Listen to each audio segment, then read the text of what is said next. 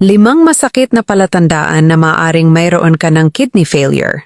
At kung pababayaan mo ito, maaari itong tahimik na makasira sa iyong katawan mula sa loob palabas.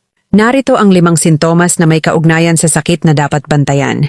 Panoorin ang video na ito hanggang dulo. Baka hindi mo alam na humihingi ng tulong ang iyong mga bato.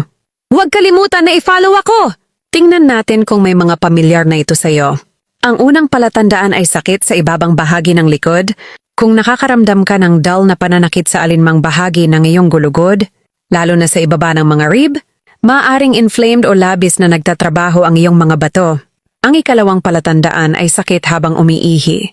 Ang matalim o nagba-burning na pakiramdam kapag umihi ka ay maaaring magpahiwatig, na nag-iipon ang mga toxins or may infection na nagiging sanhi ng stress sa iyong mga bato. Ang ikatlong palatandaan ay cramping sa iyong mga binti o paa.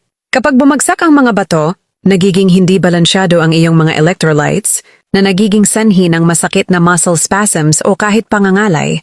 Ang mga ikapat na palatandaan ay sakit sa tiyan at pagduduwal. Tinutulungan ng iyong mga bato na alisin ang basura. Kapag hindi nila ito nagawa, ang toxic buildup ay maaaring mag-trigger ng abdominal pain, bloating, at hindi komportabling pakiramdam sa pagtunaw. At ang ikalimang palatandaan ay pagkipot o sakit sa dibdib. Ang advanced na pagkabigo sa bato ay maaaring magdulot ng fluid sa paligid ng mga baga o puso na nagiging sanhi ng kakulangan sa ginhawa sa iyong dibdib at shortness of breath. I-share ang video na ito kung nakatulong ito sa iyo.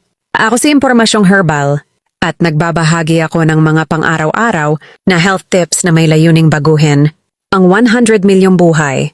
Sundan mo ako upang makasama sa paglalakbay na ito. Maraming salamat.